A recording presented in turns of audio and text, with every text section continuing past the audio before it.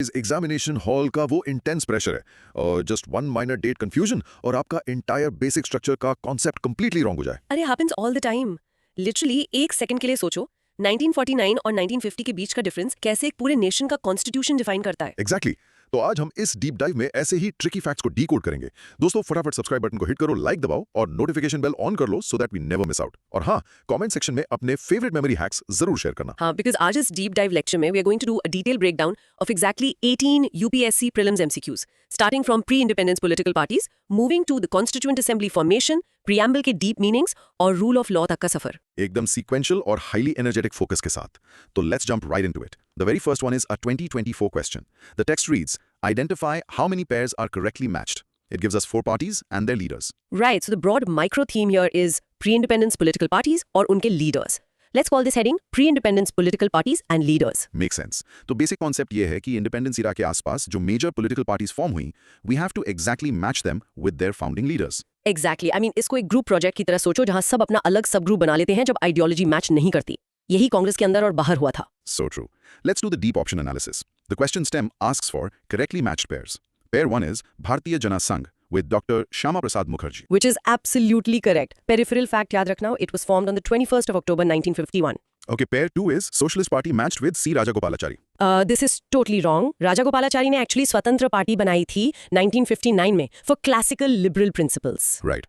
Pair 3 says Congress for Democracy with Jagjeevan Ram. Correct again. He formed this after he resigned in 1977. And pair 4 is Swatantra Party matched with Acharya Narendra Dev. Wrong again. Acharya Narendra Dev was a key member of the Congress Socialist Party back in 1934, and as a peripheral fact, he played a massive role in the 1942 Quit India movement. तो elimination logic is pretty clear here. अगर हमें पता है कि राजागोपालाचारी स्वतंत्र party के थे, तो pair 2 और 4 दोनों automatically क्रॉस हो जाते हैं। Exactly. Right versus wrong is simple here. Only 2 pairs are correct, which means option B is the right answer. Memory hack time, guys. Just remember, Rajagopalachari wanted Swatantra, matlab freedom, from socialist paths. Nice one. In short, सिर्फ जना संघ और Congress for democracy के pairs correct हैं, बाकी cross matched हैं। Awesome. Now, leaders के बाद let's see. उस assembly का temporary leader कौन था जिसने इन सबको gather किया? We have another 2024 question. The text is about identifying the provisional president of the Constituent Assembly. So the broad micro theme is exactly that, the Constituent Assembly's provisional president. And our heading is Provisional President of the Assembly. Concept is simple. Assembly start होने पर पहला temporary head कौन था before the permanent elections happened? Think for a second. Class के पहले दिन जब teacher नहीं आते तो सबसे सीनियर स्टूडेंट मॉनिटर बन जाता है ना? Same logic here. हाँ, exactly. So let's look at the options. We are looking for the provisional president before Dr. Rajendra Prasad took over. Is it option A, C, Rajagopalachari, option B, Dr. B.R. Ambedkar, option C, T.T. Krishnamachari, or option D, Dr. Sachidanand Sinha? Option D, Dr. Sachidanand Sinha is the correct answer. ये एक French practice follow की गई थी जहां oldest member को temporary chairman बनाते हैं। Wait, what about Dr. Ambedkar?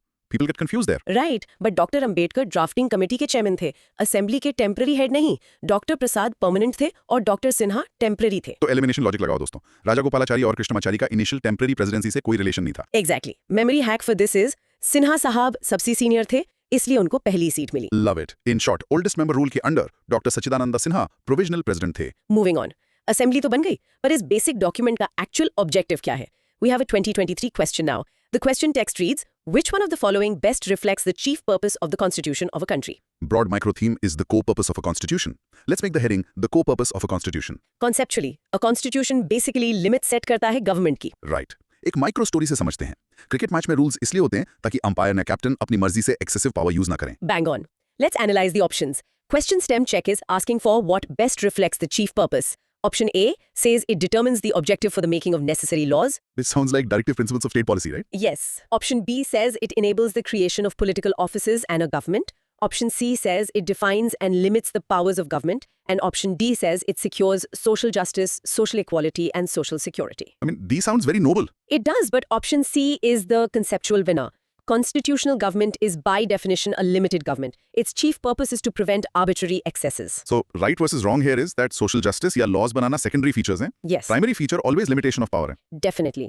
Elimination logic dictates that chief purpose हमेशा core philosophy से आता है. Without limits, बाकी सब fail हो जाएगा. So, memory hack is constitution एक strict boundary wall है government की overpowering के against. Perfect. In short, the chief purpose is to limit the powers of the government. Cool ना? अब जब constitution का purpose पता चल गया, let's see इसकी adopting timeline क्या थी. This is another 2023 question. The text reads, consider the following statements in respect of Constitution Day. The broad micro theme here is Constitution Day. Dates and facts. Let's use the heading Constitution Day dates. Concept is basically 26 नवंबर को celebrate होने वाले दिन के core historical events. Let me give you a real life example. जैसे project start करने की date और final submission date अलग होती है, वैसे ही ड्राफ्टिंग कमिटी और अडॉप्शन डेट्स में फर्क है। So the question stem asks which of the statements are correct. Statement 1 says Constitution Day is celebrated on 26 November every year to promote constitutional values among citizens. Which is absolutely correct. It commemorates the adoption on 26th November 1949. Under the chairmanship of Dr. B.R. Ambedkar. And that is completely wrong. Drafting committee तो 29th August 1947 को setup हुई थी। 26 November 1949 को तो document adopt हुआ था।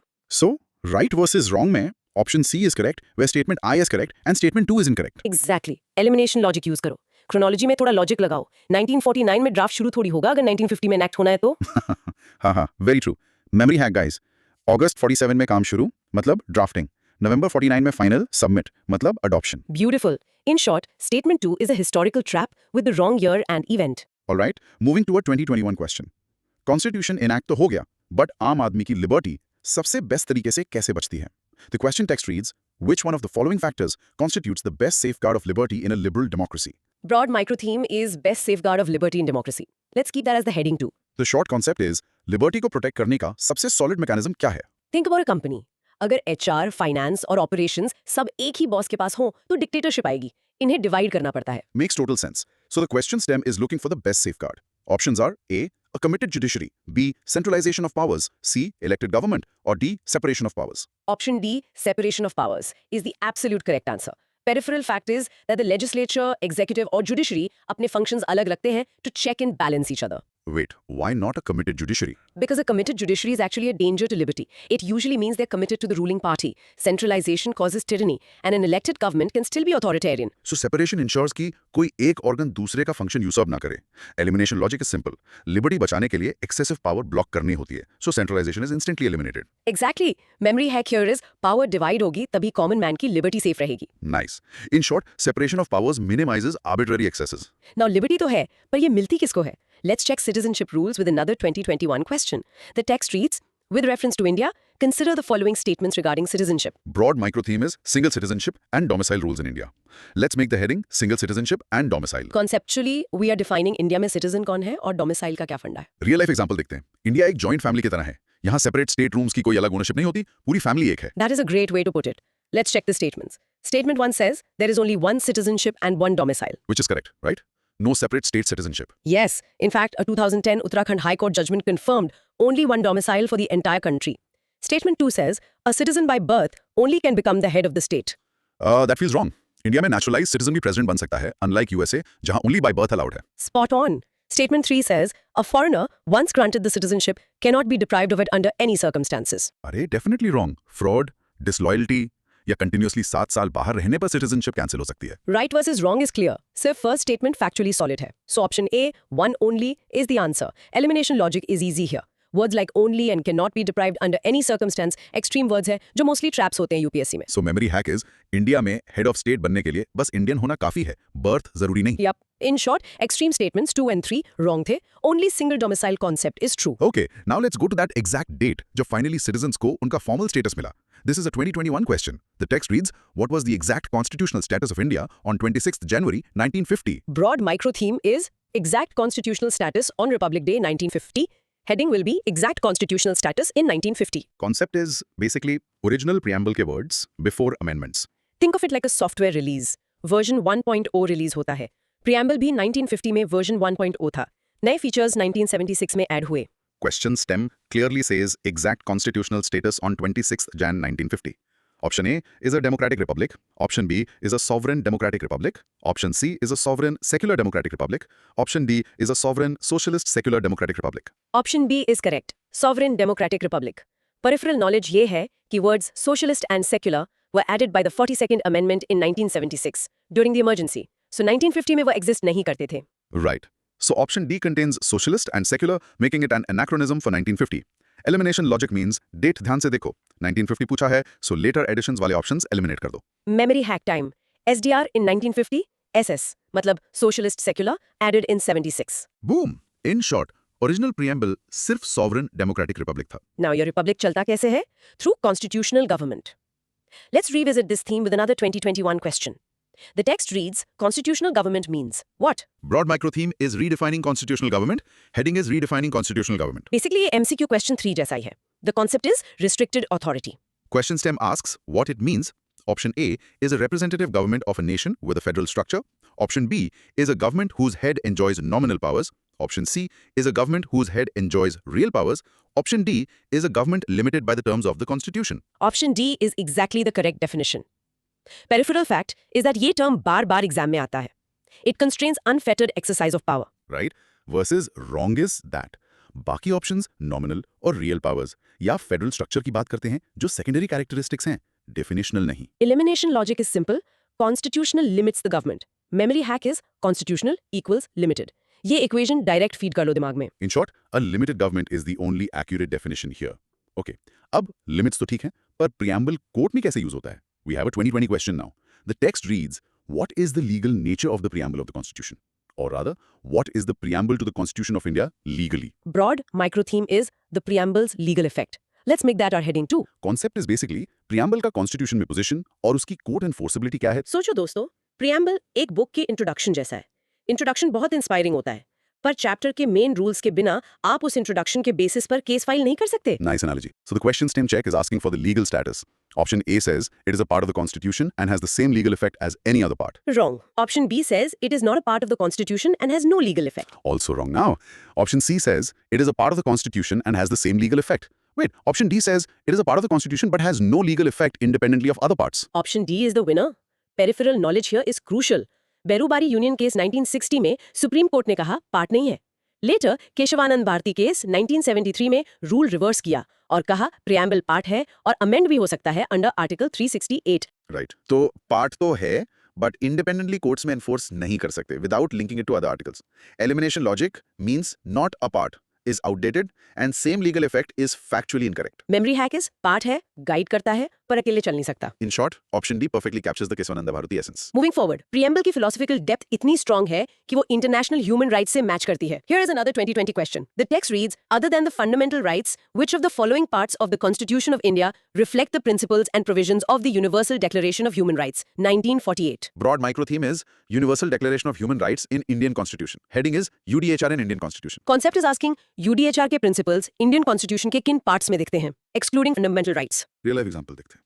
Human rights का global package India ने अपने लोकली टेलर्ड 3 अलग-अलग डब्बों में पैक किया है. Absolutely. The question stem check gives us 3 parts. 1. Preamble. 2. Directive principles of state policy. 3. Fundamental duties. Preamble talks about social, economic, political justice, so that reflects it.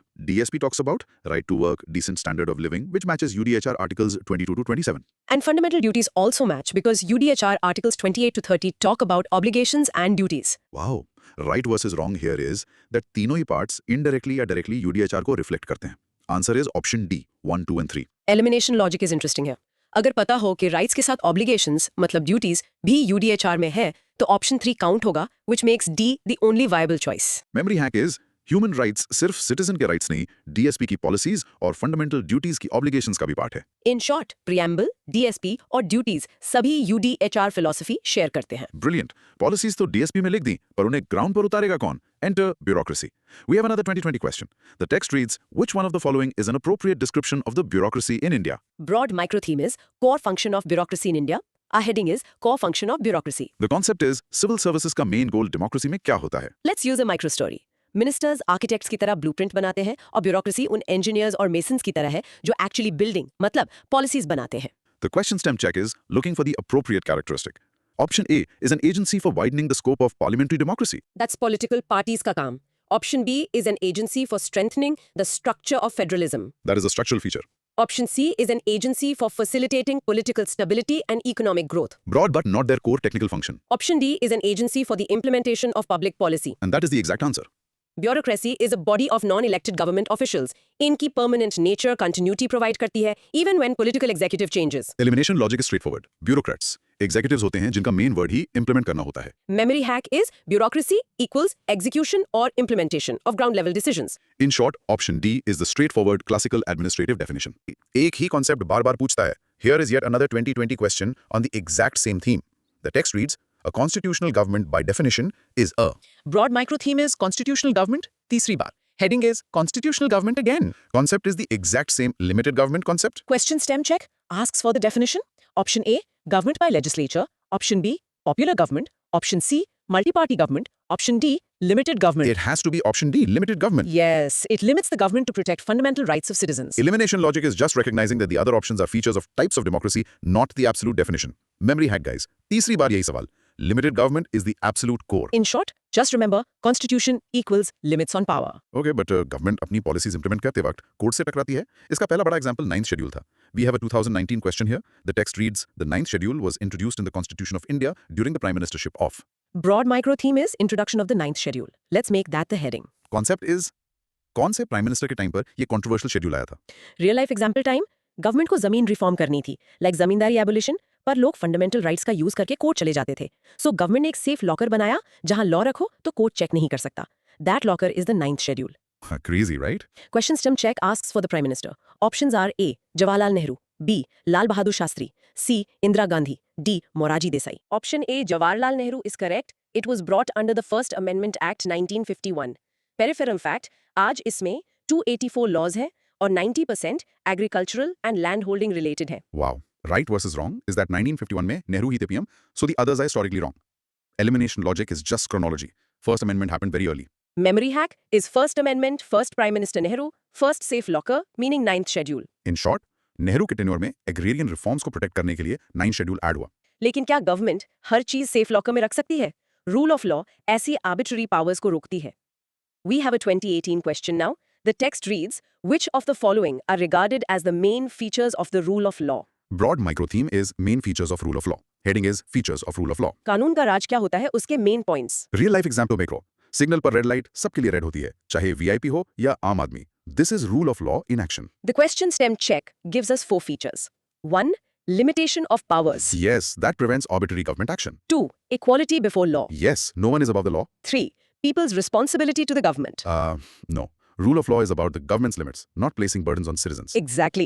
4. Liberty and civil rights. Yes, it safeguards individual rights. Peripheral fact here is that the term rule of law directly constitution में defined नहीं है, but Supreme Court इसे basic feature मानती है. Right. So option C, which is 1, 2 and 4 only, is correct. Elimination logic is that point 3 is clearly opposite to the spirit of rule of law. Eliminate any option with 3. Memory hack is rule of law government को restrict करने के लिए है, आम जनता की duties बढ़ाने के लिए नहीं. In short, option C correctly excludes the citizen responsibility trap. अब रूल ऑफ लॉ एस्टैब्लिश्ड है, तो वापस उस 9th शेड्यूल सेफ लॉकर पर आते हैं. क्या वाकई कोर्ट उस लॉकर को नहीं खोल सकती आज? 2018 question on this. The text reads, consider the following statements. 1. The Parliament of India can place a particular law in the 9th schedule of the Constitution of India. 2. The validity of a law placed in the 9th schedule cannot be examined by any court and no judgment can be made on it. Broad micro theme is judicial review of 9th schedule laws. Heading is judicial review of 9th schedule. Concept is 9th schedule laws और Supreme Court की current power. Let's do the statement surgery. Statement 1 is correct. Parliament can place a law there. But statement 2 says validity cannot be examined by any court. Which is absolutely wrong. IR Coelho case 2007 was a landmark judgment here. Right. Peripheral fact is that SC ने rule किया कि April 24, 1973, which is the Kesavananda Bharati date, के बाद जो भी laws 9th schedule में गए हैं, अगर वो बेसिक स्ट्रक्चर या आर्टिकल्स 14, 19, 21 वायलेट करते हैं, तो उनका जुडिशियल रिव्यू हो सकता है. Right versus wrong is that सिर्फ statement 1 correct है. Answer is option A. Elimination logic says absolute immunity democracy में exist नहीं करती, cannot be examined as an extreme trap. Memory hack is 1973 के बाद का कुछ भी फुल इम्यून नहीं है. आयर कोहेलो ने 9th शेड्यूल का ताला तोड़ दिया. In short, Parliament laws add कर सकती है, but judicial review से बच नहीं सकती if basic structure is violated. Judicial review is essential because ultimately democracy को functioning रखना है for its citizens. Here's a 2017 question. The text reads, democracy's superior virtue lies in the fact that it calls into activity. Broad micro theme is the superior virtue of democracy. Heading is superior virtue of democracy. Concept is democracy system का सबसे बड़ा actual फायदा क्या है? Think for a second. Democracy सिर्फ एक दिन का वोटिंग फेस्टिवल नहीं है. ये एक कंटिन्यूअस प्रोसेस है जिसमें कॉमन सिटीजंस अपनी इंटेलिजेंस यूज करके क्वेश्चंस पूछते हैं. Question stamp check is looking for what it calls into activity. Option A says the intelligence and character of ordinary men and women. And that is the exact answer. Peripheral fact, democracy comes from Greek demos, meaning people, and kratos, meaning power. इसका take off point लोगों का consent और उनकी active engagement है. Options B, C and D talk about executive leadership, superior individuals और party workers, but उनको strong करना primary goal नहीं है. Primary focus citizen है. Elimination logic is just looking at the root word. Democracy's root is people. सिर्फ ordinary men and women वाला option ही root definition से align करता है. Memory hack is democracy आम लोगों के दिमाग और character का गेम है. In short, democracy ordinary citizens के intelligence पर डिपेंड करती है, not just strong leaders. अगर ऑर्डिनरी लोगों का कंसेंट डेमोक्रेसी का बेस है तो कॉन्स्टिट्यूशन बनाने वालों का विजन कहां मिलता है? 2017 question here. The text reads, "The mind of the makers of the Constitution of India is reflected in which of the following?" Broad micro theme is the reflection of the constitution maker's mind. Heading is mind of the makers. Concept is, किस document के हिस्से में foundational philosophy summarised है? Movie का trailer देखकर आप समझ जाते हो डायरेक्टर का विजन क्या है. प्रीएम्बल वही ब्लॉकबस्टर ट्रेलर है. Question stem. Check asks where the mind is reflected. Option A is the preamble. Option B, fundamental rights. Option C, directive principles of state policy. Option D, fundamental duties. Option A is correct. Peripheral fact, sir Alladi Krishnaswamy Ayyar ने कहा था, the preamble to our constitution expresses what we had thought और dreamed so long. Right. FR, DSP और FD important parts हैं, पर mind या philosophy strictly preamble में compressed है. मेमोरी हैक गाइस, मेकर्स का माइंड पढ़ना है तो सिंपली प्रीएम्बल पढ़ो. In short, preamble is the ultimate identity card and philosophical summary of the Constitution. And finally उसी प्रीएम्बल को स्लाइटली डीपर एनालाइज करते हैं. कौन सा स्पेसिफिक वर्ड वहां नहीं है? The last question from 2017 reads, which one of the following objectives is not embodied in the preamble to the constitution of India? Broad micro theme is objectives missing from the preamble. Heading is objectives missing from preamble. Concept is types of liberty mentioned versus not mentioned in the text. Question stem check emphasizes the word not embodied. Options are A, liberty of thought, B, economic liberty, C, liberty of expression, D, liberty of belief. Peripheral fact, guys, preamble explicitly reads liberty of thought, expression, belief, faith and worship. Economic word preamble में justice के लिए use होता है. मतलब social, economic and political justice. Liberty के लिए नहीं.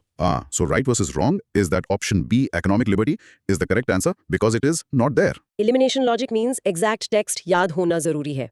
Economic terms are associated with justice, not liberty. Memory hack for this one is, पैसे का justice होता है, विचारों की आजादी होती है. Beautifully put. In short, economic liberty is an invalid combination in the preamble text. Wow दोस्तों, एक बार ब्रॉड माइक्रो थीम का क्विक स्कैन करते हैं. हमने स्टार्ट किया प्री इंडिपेंडेंस पार्टी से, देखा कैसे डॉक्टर सिन्हा ने टेम्पररी प्रेसिडेंसी संभाली. फिर कोर्स फोकस शिफ्ट किया लिमिटेड गवर्नमेंट पर, जो कि कॉन्स्टिट्यूशनल गवर्नमेंट की अल्टीमेट जान है. तीसरी बार पूछा गया था वो सवाल. साथ ही rule of law, separation of powers और 9th शेड्यूल का judicial review under IR Coelho case deep dive किया. और एंड किया प्रीएम्बल की फिलोसॉफिकल डेप्थ और एग्जैक्ट वर्ड्स के माइक्रो एनालिसिस से, जैसे इकोनॉमिक लिबर्टी का एब्सेंस. एक फाइनल प्रोवोकेटिव चैलेंज सोचने के लिए दे रहा हूं गाइस. अगर प्रीएम्बल अमेंड हो सकता है, तो क्या कल को कोई गवर्नमेंट प्योरली डेमोक्रेटिक वर्ड को मॉडिफाई करके उसका बेसिक स्ट्रक्चर चेंज कर सकती है? कहां तक जा सकती है पार्लियामेंट की अमेंडिंग पावर? थोड़ा रिसर्च करना बेसिक स्ट्रक्चर डॉक्ट्रिन की लेटेस्ट बाउंड्री पे. It is a fascinating space. And yes, next deep dive में मिलेंगे और एक्साइटिंग कॉन्सेप्ट ब्रेकडाउन्स के साथ. Keep learning, keep questioning. क्या किसी को पता है कि दुनिया का सबसे लंबा रिटन कॉन्स्टिट्यूशन बनने में ऑलमोस्ट 3 साल लग गए थे? It was a massive project. Right, एक मैसिव प्रोजेक्ट जिसमें thousands ऑफ डिबेट्स हुई. एंड द बिगेस्ट आयरनी, आजकल यूपीएससी एस्पिरेंट्स उस हेवी डॉक्यूमेंट को जस्ट 3 months में क्रैम करने की कोशिश करते हैं. आई मीन इम्पॉसिबल सा लगता है ना? एब्सोल्युटली इम्पॉसिबल है. रोट लर्निंग से प्रीलिम्स का प्रेशर हैंडल नहीं होता. असली game is decoding the concepts. Exactly. अगर हम कॉन्स्टिट्यूशन की अंडरलाइंग फिलॉसफी और मैकेनिक्स का लॉजिक समझ गए, तो ये एक सुपर फैसिनेटिंग स्टोरी बन जाती है. वेलकम दोस्तों, आज की हमारी इस गहरी चर्चा में हम यही करने वाले हैं. So please hit subscribe, like और नोटिफिकेशंस ऑन कर लो सब लोग, ताकि हमारी कोई भी गहरी चर्चा मिस ना हो. यस, तो बिना टाइम वेस्ट किए इस डीप डाइव में चलते हैं. आज का हमारा मिशन टोटली क्लियर है. हम यूपीएससी प्रीलिम्स के 16 क्रूशियल एमसीक्यूज का डिटेल में पोस्टमार्टम करेंगे. Q 1288 से लेकर Q 1433 तक. We will cover everything, citizenship से लेके 7th शेड्यूल के सेंटर स्टेट फाइट्स और कॉन्स्टिट्यूएंट असेंबली के कंट्रोवर्सीज तक. यप, सबसे पहले उस फाउंडेशन की बात करते हैं जिस पर हमारी डेमोक्रेसी खड़ी है. सो टॉपिक है principles of democracy and constitution makers. एक क्या हमें कभी लगता है कि हमारे प्रीएम्बल में जो इक्वालिटी वर्ड है, उसका मतलब लाइक सबको एग्जैक्टली 8 जैसी चीजें पकड़ा देना है? आई मीन काफी लोग यही सोचते हैं. राइट. पर एक्चुअली पॉलिटिकल थिंकर अर्नेस्ट बाकर कहते हैं कि इक्वालिटी का सिंपल सा मतलब है सोसाइटी से वीआईपी कल्चर और स्पेशल प्रिविलेजेस को पूरी तरह उखाड़ फेंकना. Exactly, man made unnatural inequalities को एंड करना. हाँ, मतलब इमेजिन करो एक 100 मीटर स्प्रिंट हो रही है और एक रनर को स्टार्टिंग लाइन से 50 मीटर आगे खड़ा कर दिया जाए. वो एक मैन मेड प्रिविलेज है. उस अनजस्ट एडवांटेज को हटाना ही असली इक्वालिटी है. That's a perfect analogy. है ना?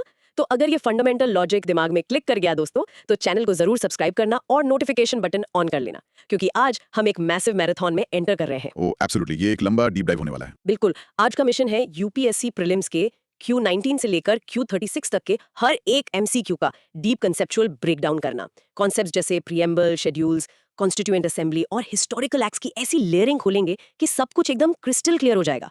सो ग्रैब योर कॉफी दोस्तों, चलो शुरू करते हैं. I am ready. और आज का फोकस सिर्फ ये नहीं है कि कौन सा आंसर सही है. आई मीन हम उस क्यों और कैसे पर जाएंगे जो नेक्स्ट ईयर के एग्जाम में एक सॉलिड एज देगा. या लेट्स डिकोड द लॉजिक. तो चलो फर्स्ट थीम पर चलते हैं, the soul of our constitution. UPSC ने 2017 में डायरेक्टली इंप्लीकेशंस ऑफ इक्वालिटी पर एक ब्रिलियंट सवाल पूछा था. क्वेश्चन था कि सोसाइटी में इक्वालिटी का एक मेजर इंप्लीकेशन किसका एब्सेंस है. राइट. उन्होंने चॉइसेस दी थी, प्रिविलेजेस, रिस्ट्रेंट्स, कंपटीशन या आइडियोलॉजी. तो बाकर की थ्योरी के हिसाब से ये एब्सेंस ऑफ प्रिविलेजेस की बात कर रहा है. राइट. एकदम सही. कॉन्सेप्चुअली देखें तो इक्वालिटी के पॉजिटिव और नेगेटिव दोनों एस्पेक्ट्स होते हैं। नेगेटिव टर्म्स में इसका सीधा मतलब है कि किसी भी पर्टिकुलर क्लास को कोई स्पेशल राइट्स ना मिलना। I mean, zero VIP pass. Exactly तो जो ऑप्शंस दिए थे उनमें से ऑप्शन ए यानी privileges is the correct answer. Barker ही समझाते हैं कि सोसाइटी में दो तरह की इनइक्वालिटीज होती हैं, नेचुरल और मैन मेड। नेचुरल डिफरेंसेस हम चेंज नहीं कर सकते, Like physical height या age. राइट, लेकिन जो मैन मेड अननेचुरल इनइक्वालिटीज हैं, जो कास्ट, रिलीजन या स्टेटस पर बेस्ड हैं, उन्हें हटाना जरूरी है। Makes sense. और अगर हम बाकी चॉइसेस की सर्जरी करें तो रिस्ट्रेंट्स का एब्सेंस एक्चुअली लिबर्टी से जुड़ा है, इक्वालिटी से नहीं। बिल्कुल। Absence of restraints is the definition of liberty. और कंपटीशन या आइडियोलॉजी का इक्वालिटी की बेसिक डेफिनेशन से कोई डायरेक्ट रिलेशन नहीं है। तो एक सिंपल मेमोरी हैक याद रखना दोस्तों, equality equals zero VIP pass. I like that hack. और जस्ट पेरिफेरल नॉलेज के लिए बता दूं, पॉजिटिव इक्वालिटी का मतलब होता है इक्विटेबल डिस्ट्रीब्यूशन ऑफ रिसोर्सेज, सबको मेरिट के हिसाब से डेवलप होने का फेयर चांस मिलना। So in short option A is the winner, special rights must go. अब इस इक्विटी के कॉन्सेप्ट को थोड़ा आगे ले जाते हैं, स्पेशली उन कम्युनिटीज के लिए जो हिस्टोरिकली डिसएडवांटेज रहे हैं। The tribal communities? या 2015 के पेपर में एक स्पेसिफिकली टारगेटेड क्वेश्चन था 5th और 6th शेड्यूल्स के बारे में। पूछा गया था कि इन शेड्यूल्स का प्राइमरी पर्पस क्या है। ऑप्शंस थे शेड्यूल ट्राइब्स के इंटरेस्ट को प्रोटेक्ट करना, बाउंड्रीज डिटरमिन करना, पंचायत्स के पावर्स डिफाइन करना या बॉर्डर स्टेट्स को प्रोटेक्ट करना। देखो, ये एसेंशियली हमारे इंडिजिनस कम्युनिटीज का कॉन्स्टिट्यूशनल शील्ड है, राइट। जिन ट्राइब्स की अपनी एक डिस्टिंक्ट कल्चर है और जिन्हें एक्सटर्नल एक्सप्लॉयटेशन से बचाना है, उनके लिए कॉन्स्टिट्यूशन मेकर्स ने ये स्पेशल लेयर्स बनाई हैं। राइट। तो स्टेम चेक करते ही क्लियर हो जाता है कि option A protect the interest of schedule tribes एकदम सही है। और बाकी ऑप्शंस तो सीधा डिस्ट्रैक्ट करने के लिए थे। आई मीन बाउंड्रीज डिटरमिन करने की बात फर्स्ट शेड्यूल करता है, पंचायत के पावर्स के लिए 11th शेड्यूल है। एग्जैक्टली और बॉर्डर स्टेट्स के लिए कोई अलग से शेड्यूल नहीं है, वो एक ऑब्वियस ट्रैप था। एकदम ट्रैप। और नेक्स्ट ईयर के लिए एक पेरिफेरल फैक्ट ध्यान में रखना दोस्तों, 5th शेड्यूल कई स्टेट्स में अप्लाई होता है, लेकिन 6th शेड्यूल एकदम स्पेसिफिक है। हाँ, वो सिर्फ 4 नॉर्थ ईस्टर्न स्टेट्स के ट्राइबल एरियाज के लिए डिजाइन किया गया है, असम, मेघालय, त्रिपुरा और मिजोरम। इन दोनों शेड्यूल्स का लॉजिक ट्राइबल गवर्नेंस और उनके लैंड राइट्स को प्रिजर्व करना है। तो दोस्तों मेमोरी हैक दिमाग में बिठा लो, 5 + 6 is ST, fixed tribe. Short recap करें तो these schedules are the ultimate shields for ST communities. Moving on. या अब स्केड्यूल्स की बात चल रही है तो पॉलिटिकल स्टेबिलिटी के सबसे इंटरेस्टिंग मैकेनिज्म पे चलते हैं। 2014 में एंटी डिफेक्शन लॉ पर सवाल आया था। क्वेश्चन बस ये था कि ये किस शेड्यूल में है। The infamous Aaya Ram Gaya Ram politics. हाँ यार, एक टाइम था इंडियन पॉलिटिक्स में जब इलेक्टेड लीडर्स रातों रात अपनी पार्टी चेंज कर लेते थे फॉर पर्सनल गेन्स। पूरा सिस्टम डिस्टेबलाइज हो जाता था। इसको एक फुटबॉल गेम की तरह सोचो स्टूडेंट्स। कैसी एनालॉजी? इमेजिन करो एक प्लेयर गोल मारता है और अचानक अपनी शर्ट उतार देता है जिसके अंदर ऑपोजिट टीम की जर्सी होती है, और फिर उनके लिए खेलने लगता है। वाओ, ये गेम की इंटेग्रिटी को डिस्ट्रॉय कर देगा ना। इस जर्सी स्विचिंग को रोकने के लिए ही लॉ आया। ऑप्शंस थे 2nd, 5th, 8th और 10th शेड्यूल। और इस फुटबॉल गेम को फिक्स किया 10th शेड्यूल ने, यानी ऑप्शन डी। अगर हम डीप ऑप्शन सर्जरी करें तो 2nd schedule is about salaries and emoluments of high officials. 5th तो अभी हमने समझा ST एरियाज के लिए। और 8th schedule explicitly officially recognized languages की लिस्ट है। राइट। तो लॉजिकली और factually 10th schedule is the correct answer. और इंटरेस्टिंग पेरिफेरल नॉलेज ये है कि ये 10th शेड्यूल ओरिजिनल कॉन्स्टिट्यूशन का पार्ट था ही नहीं। ओह वेट, सच में? हाँ, इसे 1985 में 52nd अमेंडमेंट एक्ट के थ्रू ऐड किया गया था ताकि गवर्नमेंट में एक बेसिक स्टेबिलिटी आए। That's a high yield fact for sure. तो दोस्तों इसका मेमोरी हैक बहुत सिंपल है। 10 यानी 10 यानी 10 यानी दल बदल। Schedule 10 brings stability to the political system. I love these hacks. Let's shift gears back to tribal governance. 2013 में UPSC ने पैसा एक्ट 1996 पर बहुत शार्प क्वेश्चन पूछा। Panchayats extension to the scheduled areas act. Yes, उन्होंने पूछा कि इनमें से कौन सा पैसा का ऑब्जेक्टिव नहीं है। Highlight the word not. Choices थे सेल्फ गवर्नेंस प्रोवाइड करना, ट्रेडिशनल राइट्स रिकॉग्नाइज करना, ऑटोनोमस रीजन्स क्रिएट करना और ट्राइबल लोगों को एक्सप्लॉयटेशन से फ्री करना। ये क्वेश्चन एक्चुअली 5th और 6th शेड्यूल की आपस के अंडरस्टैंडिंग को डीपली टेस्ट करता है। देखो, पैसा बेसिकली पार्ट 9 यानी पंचायत की प्रोविजंस को 5th शेड्यूल एरियाज में एक्सटेंड करता है, बट लोकल मॉडिफिकेशंस के साथ। ओके। तो option A self governance, option B traditional rights recognize करना और ऑप्शन डी एक्सप्लॉयटेशन रोकना, ये सब इसके कोर ऑब्जेक्टिव्स हैं। तो यहाँ ट्रैप क्या था? Option C, autonomous regions create करना। क्योंकि जब मैं पढ़ रही थी तो पैसा विलेज लेवल की बात करता है, वो पूरे नए ऑटोनॉमस रीजन्स नहीं बनाता, राइट? एकदम पॉइंट पर। ऑटोनॉमस रीजन्स क्रिएट करना 6th शेड्यूल एरियाज का प्रोमिनेंट फीचर है, 5th शेड्यूल का नहीं, जहां पैसा ऑपरेट करता है।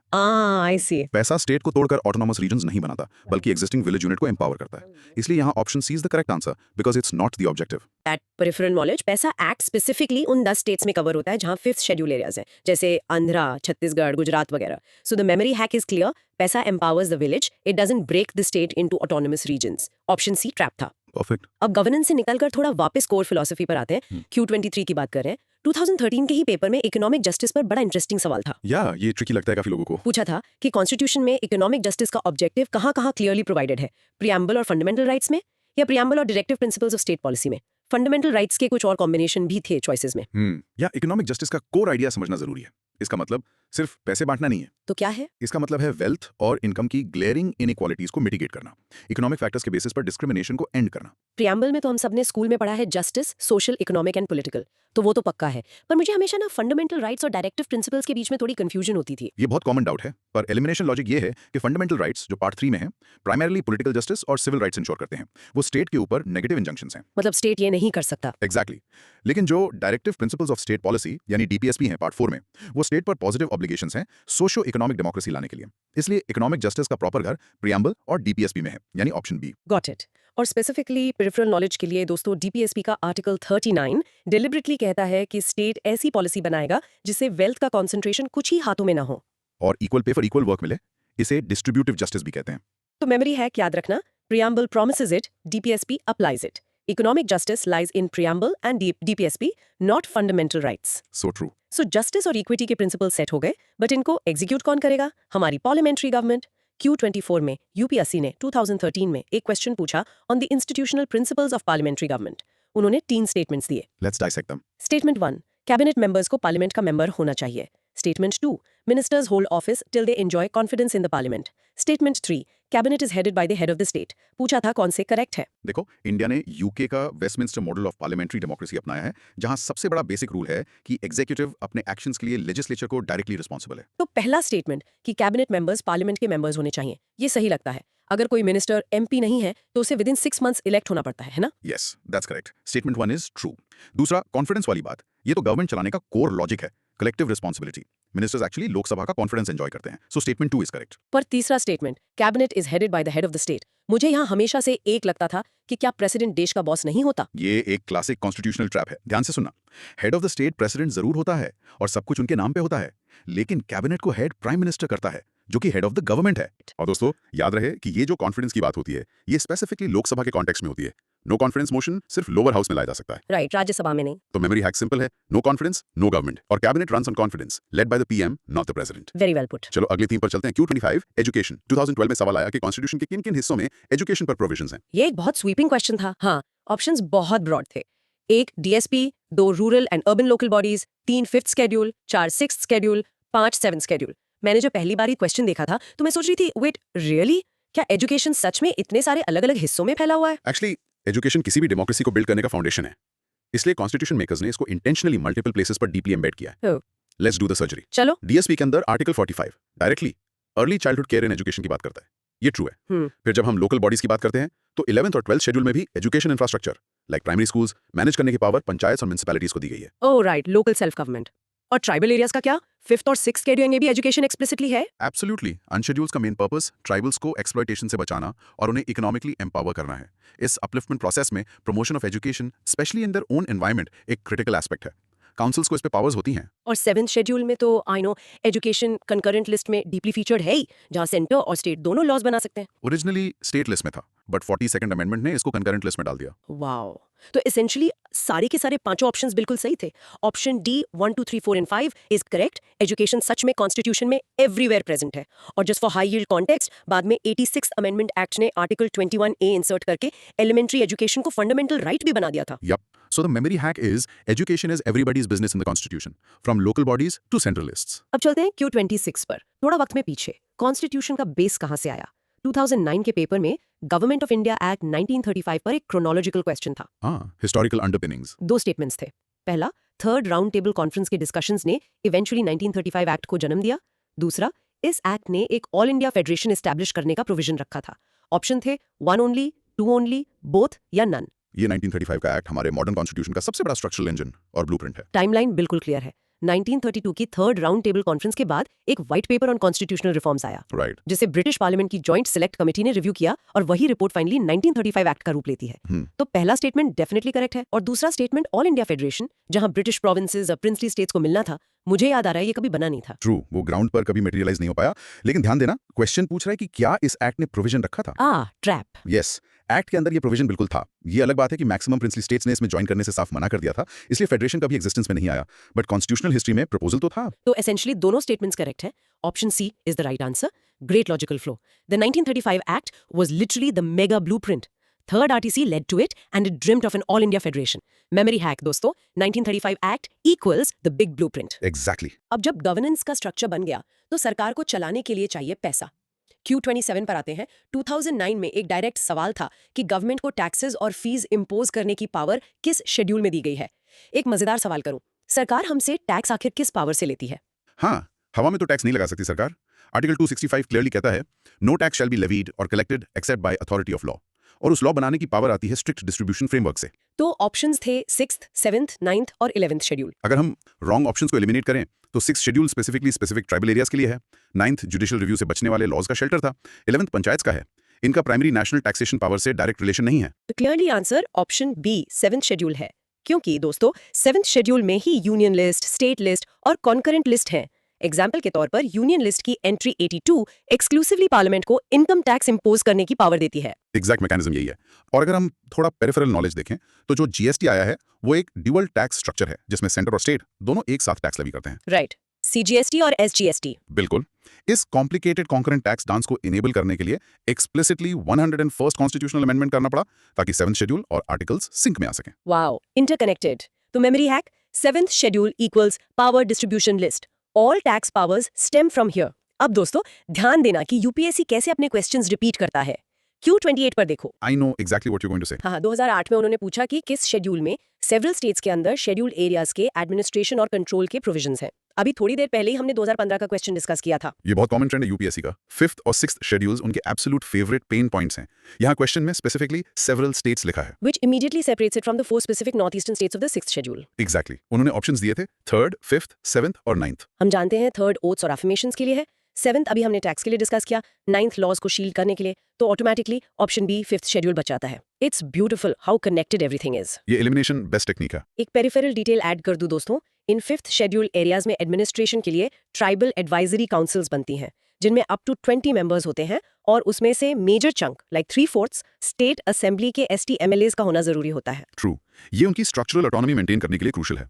मेमोरी हैक वही रहेगा, 5th for admin across several states, 6th for specific any states. Awesome. अब थोड़ा और हिस्ट्री में चलते हैं Q29 पर। प्री इंडिपेंडेंस कियोस्क की बात। 2007 में यूपीएससी ने वेवल प्लान 1945 पर एक असर्शन रीजन क्वेश्चन दिया। हाँ, the Shimla conference era. Yes, assertion A था कि वेवल प्लान के अकॉर्डिंग एग्जीक्यूटिव काउंसिल में हिंदू और मुस्लिम मेंबर्स इक्वल होने थे। रीजन आर दिया गया कि वेवल को लगता था कि इस अरेंजमेंट से पार्टीशन रुक जाएगा। ऑप्शंस थे standard ANR combinations. Lord Wavell 1943 में वाइसरॉय बनकर आए थे। उस वक्त इंडिया का पॉलिटिकल एनवायरनमेंट कंप्लीटली फ्रोजन था। वर्ल्ड वॉर चल रही थी और डेडलॉक चल रहा था कांग्रेस और मुस्लिम लीग के बीच। तो असर्शन बिल्कुल हिस्टोरिकली एक्यूरेट है ना। एग्जीक्यूटिव काउंसिल का कंप्लीट इंडियनाइजेशन होना था और उसमें इक्वल हिंदू मुस्लिम रिप्रेजेंटेशन प्रपोज हुआ था, जिसे फेमसली 50-50 फॉर्मूला भी कहा गया था। हाँ, असर्शन ए कंप्लीटली ट्रू है, लेकिन क्या वेवल का मेन एजेंडा पार्टीशन रोकना था इस इक्वल रिप्रेजेंटेशन से? I don't think so. You're right, नहीं, ये रीजन आर बिल्कुल फ्लॉड है। Wavell's immediate and primary focus was purely to break the political deadlock ताकि सेकेंड वर्ल्ड वॉर के टाइम एक working interim government effectively function कर सके। He wasn't proactively solving the partition ideology. उनका long term goal नहीं था ये। उनका गोल बस एडमिनिस्ट्रेटिव डेडलॉक खोलना था। तो बेसिकली असर्शन सही है पर रीजन गलत है। Option C, A is true but R is false is the correct answer. वेवल बस ट्रैफिक जैम क्लियर करना चाहते थे, उनका फोकस गाड़ी को नई डेस्टिनेशन पर ले जाना नहीं था। Memory hack, Wavell equals 50-50 formula, not an anti partition plan. Spot on analogy. अच्छा, अब इस पार्टीशन वाली फीलिंग से निकलकर आजाद भारत की यूनिटी पर आते हैं। Q30 2005 में सिटीजनशिप और आर्टिकल 371 पर एक लेंदी क्वेश्चन था with 3 statements. Let's do the surgery. I am ready.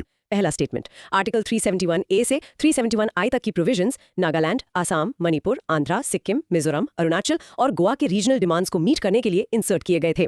दूसरा, इंडिया और यूएसए दोनों में ड्यूअल पॉलिटी है बट सिंगल सिटीजनशिप है। तीसरा, एक नेचुरलाइज्ड सिटीजन ऑफ इंडिया अपनी सिटीजनशिप कभी नहीं खो सकता। पूछा था करेक्ट कौन से हैं। लेट्स अनपैक दिस लेयर्स में। पहला स्टेटमेंट बिल्कुल परफेक्टली फैक्चुअल है। ये स्पेशल प्रोविजंस उन स्पेसिफिक स्टेट्स की यूनिक कल्चरल, लिंग्विस्टिक और हिस्टोरिकल आइडेंटिटीज को प्रोटेक्ट करने के लिए ही लेटर अमेंडमेंट से डिजाइन किए गए थे। जैसे 371A नागालैंड के लिए है। एग्जैक्टली। तो स्टेटमेंट 1 ट्रू है। अब दूसरा स्टेटमेंट थोड़ा ट्रिकी लगता है लोगों को। इंडिया और यूएस दोनों फेडरल हैं, डुअल पॉलिटी है सेंटर और स्टेट्स की, पर क्या यूएसए में सिंगल सिटीजनशिप है? यही तो ट्रैप था। यूएस में डुअल पॉलिटी के साथ डुअल सिटीजनशिप होती है, एक फेडरल लेवल पर और एक आप जिस स्टेट में रहते हो उसकी।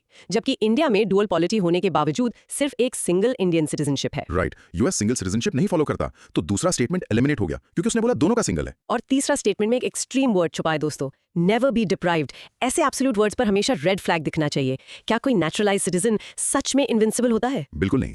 अगर किसी ने सिटीजनशिप फ्रॉड या फॉल्स रिप्रेजेंटेशन से ली है, या किसी वॉर के टाइम इलीगली किसी एनिमी टेरिटरी से ट्रेड या कम्युनिकेट किया है, या फिर कॉन्स्टिट्यूशन के अगेंस्ट डिसलॉयल्टी दिखाई है, तो सॉवरेन स्टेट के पास पूरा राइट है उनकी सिटीजनशिप कैंसिल करने का। सो नेचुरलाइजेशन एक प्रोसेस है, it doesn't grant absolute immunity. तो बेसिकली स्टेटमेंट 2 और 3 दोनों रॉन्ग थे और सिर्फ स्टेटमेंट 1 सही था। Option D 1 only is the answer. Memory hack दोस्तों, इंडिया इज 1, सिटीजनशिप इज 1 और नेचुरलाइज सिटीजंस अनटचेबल नहीं होते। Very important takeaway. So moving on to our territory itself, Q31 2001 का क्वेश्चन है, अगर आज एक नया स्टेट बनाना हो इंडियन यूनियन में तो किस शेड्यूल को अमेंड करना पड़ेगा? फर्स्ट, सेकंड, थर्ड या फोर्थ? ये सबसे बेसिक फाउंडेशनल डॉक्यूमेंट मैनेजमेंट का सवाल है। अगर आपके मास्टर रिकॉर्ड में ही टेरिटरी अपडेट नहीं हुई तो स्टेट एग्जिस्ट कैसे करेगा लीगल टर्म्स में? राइट, ऑप्शन सर्जरी करते हैं। सेकंड शेड्यूल तो सैलरीज और एमोल्यूमेंट्स का लेजर है। थर्ड, ओथ्स और एफर्मेशंस का फॉर्मेट है। फोर्थ शेड्यूल राज्यसभा की सीट्स का स्टेट वाइज डिस्ट्रीब्यूशन है। तो बचा क्या? The master record is the first schedule, यानी ऑप्शन ए, क्योंकि दोस्तों उसमें सारे स्टेट्स और यूनियन टेरिटरीज के नाम और उनकी टेरिटोरियल बाउंड्रीज डिस्टिंक्टली डिफाइंड है। Exact logic. नया स्टेट बनेगा तो नाम और टेरिटरी लिस्ट तो फर्स्ट शेड्यूल में ही होगी ना। हाँ, और पेरिफेरल नॉलेज के लिए याद रखने वाली बात यह है कि कॉन्स्टिट्यूशन का आर्टिकल 3 पार्लियामेंट को एब्सोल्यूट पावर देता है नए स्टेट्स फॉर्म करने की, सिर्फ एक सिंपल मेजॉरिटी पास करके। वेट, इसके लिए आर्टिकल 368 का हैवी कॉन्स्टिट्यूशनल अमेंडमेंट नहीं चाहिए होता? नहीं चाहिए होता। आर्टिकल 4 एक्सप्लिसिटली कहता है कि फर्स्ट और फोर्थ शेड्यूल में जो चेंजेस आएंगे due to article 2 and 3 they will not be considered amendments under article 368। Simple majority is enough. Wow, that is heavily tested in prelims. Memory hack for this MCQ. First things first, it's all about territory. Adding a state means editing the first schedule. Brilliant. आगे बढ़ते हुए Q32 1997 में preamble के last sentence में लिखी date x के बारे में पूछा गया था। Question read like this. Preamble says, in our constituent assembly, this X do hereby adopt, enact and give to ourselves this constitution. Options थे 26 Jan 1950, 26 November 1949, 26 Jan 1949 या none of the above. इसमें लोग अक्सर बहुत कंफ्यूज हो जाते हैं। और ये कंफ्यूजन एसेंशियली अडॉप्शन और इन्फोर्समेंट के बीच का है। Right. जब हम प्रीएम्बल कॉन्टेक्स्ट ऑर्गेनिकली पढ़ते हैं तो उसमें perfectly 26 day of November 1949 carved out है। Right. तो यही वो दिन था जब कॉन्स्टिट्यूएंट असेंबली का काम प्रैक्टिकली पूरा हुआ और कॉन्स्टिट्यूशन एक्सप्लिसिटली अडॉप्ट किया गया। तो डेट एक्स है 26 नवंबर 1949, ऑप्शन बी। और 26 Jan 1950 को क्या हुआ था? उस दिन कॉन्स्टिट्यूशन पूरी तरह से फोर्स में आया, जिसे हम रिपब्लिक डे मनाते हैं, हिस्टोरिकल पूर्ण स्वराज डे को ऑनर करने के लिए। एग्जैक्टली। और पेरिफेरल फैक्ट ये है कि 26 नवंबर को हम ऑफिशियली संविधान दिवस या कॉन्स्टिट्यूशन डे मनाते हैं कॉन्स्टिट्यूशन की वैल्यूज को सिटीजंस में प्रमोट करने के लिए। तो दोस्तों, ट्रैप से बचने के लिए मेमोरी हैक क्लियर है। Adopt means November, force means January, x marks the adoption day. Simple. Next question. Q33। अच्छा, ये कॉन्स्टिट्यूएंट असेंबली जिसने ये सब बनाया, उसका आइडिया सबसे पहले लाया कौन था? 1996 के पेपर ने यही हिस्टोरिकली पूछा। ऑप्शंस जो दिए गए थे, स्वराज पार्टी 1934, कांग्रेस पार्टी 1936, मुस्लिम लीग 1942 और ऑल पार्टीज कॉन्फ्रेंस 1946। हिस्टोरिकली किसने ये डिमांड फॉर्मली टेबल पर रखी?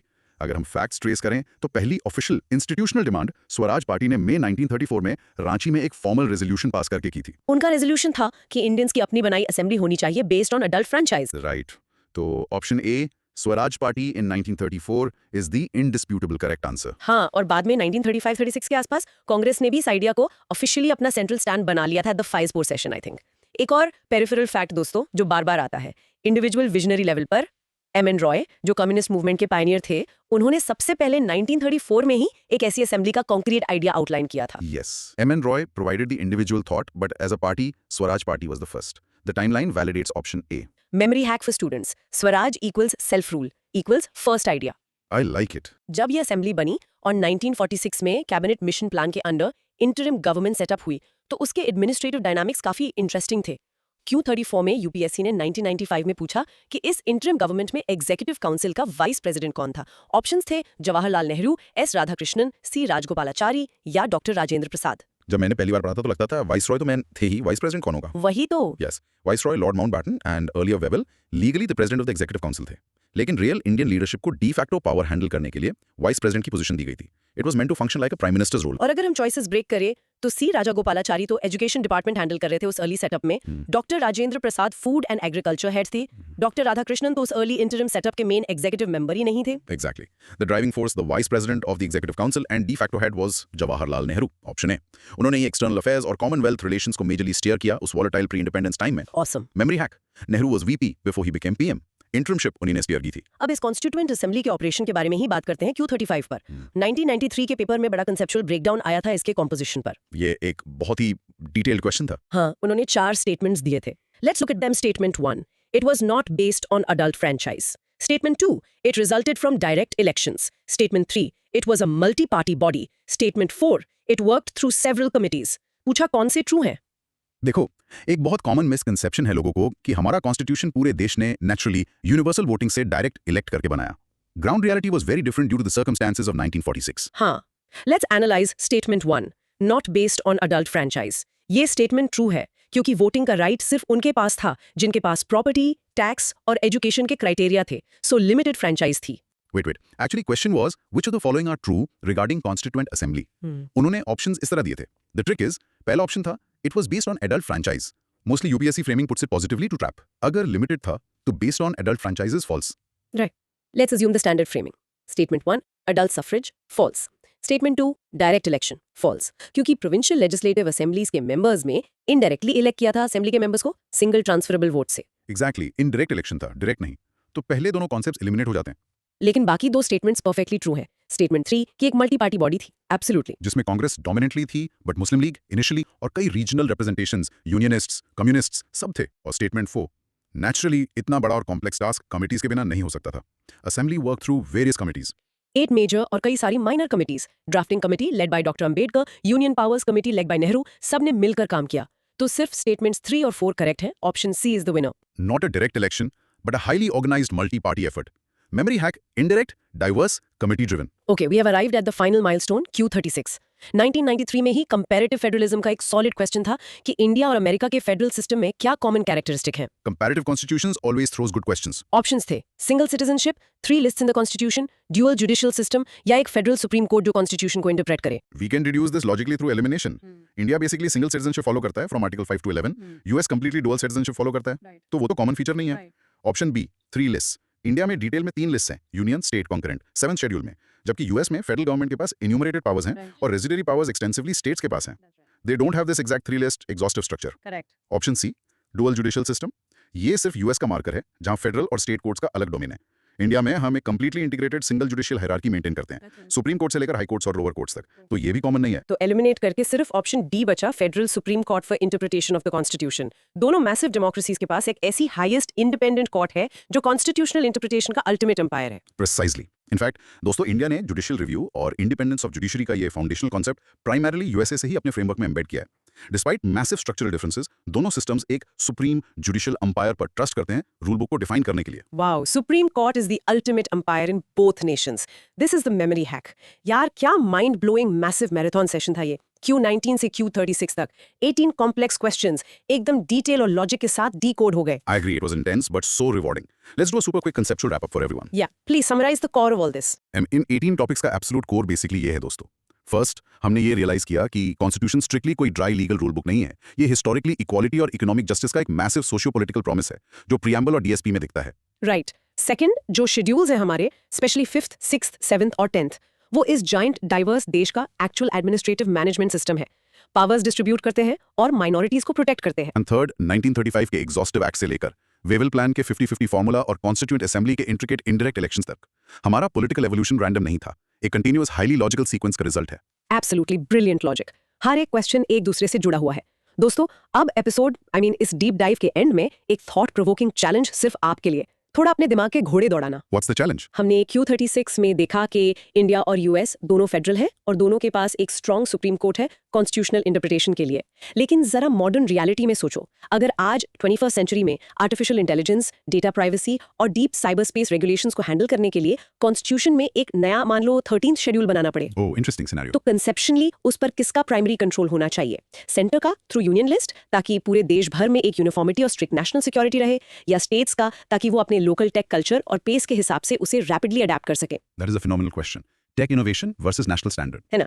इस पर अपना लॉजिक जरूर लगाना और कमेंट्स में अपना सॉलिड आंसर देना. अगर आज का ये मेगा डीप डाइव दिमाग में पूरी तरह छप गया हो तो लाइक दबा देना और आगे भी ऐसी नॉलेज के लिए चैनल पे बने रहना. मिलते हैं नेक्स्ट सेशन में. मिलते हैं अगले डीप डाइव में दोस्तों. Keep learning, keep questioning. Guys, क्या किसी को पता है कि इंडियन कॉन्स्टिट्यूशन के प्रीएम्बल में एक सिंगल लाइन ऐड करने के लिए पूरा एक कॉन्स्टिट्यूशनल अमेंडमेंट लग गया था? इन्फॉर्मेशन ओवरलोड के जमाने में कंसेप्चुअल क्लैरिटी ही सबसे बड़ी पावर है, राइट? Oh, absolutely. सिर्फ फैक्ट्स का रट्टा मारने से एग्जाम्स क्लियर नहीं होते आजकल. It is all about, understanding the deep mechanisms, the why and the how behind all these rules. Exactly यार. So if everyone enjoys today's deep dive, please channel को सब्सक्राइब करना, लाइक बटन हिट करना और notifications जरूर on रखना. Comments में अपने doubts share करना मत भूलना. बिल्कुल. So what is the plan for today? तो आज हम एक मैसिव